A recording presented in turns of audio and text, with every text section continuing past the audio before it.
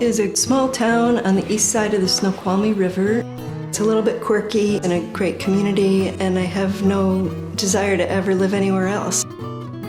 Duvall is a great meeting place between the tech world and the art world and the farm world and the logging world, where we all kind of coexist together.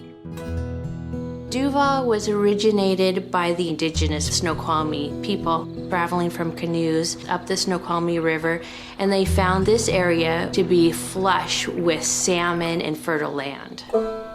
Many of the first white settlers were Civil War veterans who were given 100 to 160 acres to homestead and start a new life here. They got here from steamboats, and the first buildings were nestled on the riverbank. But then in 1910, the railroads decided that our little town was in the way of progress. So they asked the pioneers if they wouldn't mind relocating their whole town to what we know as Main Street today. We shoved logs underneath the buildings, pull them by oxen up the hill from the riverbank, and some buildings took as long as 6 months to move. So we have a few original buildings that were moved, such as Duvall Flowers, that was the Hicks store, also the Rustic Rose. And then we have Doherty Farmstead, which you can visit on Sundays during the summer. Kate and John Doherty had 8 children, and unfortunately, Kate became a widow. And in order to support her 8 children, she also brought in 8 loggers that she would house in the bunk shed. They loved their coffee, and they would sit around the stove and tell stories. Kate Doherty is one example of many strong women that helped build this town. And I just want to brag, we've got our own strain of coral carrots coming up in the valley.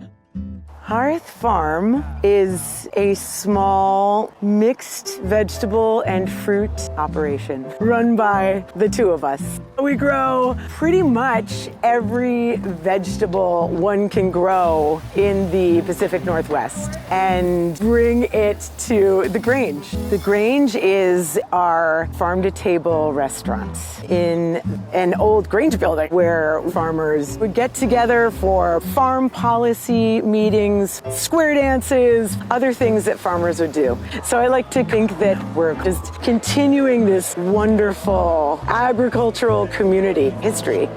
At the March of the Vegetables.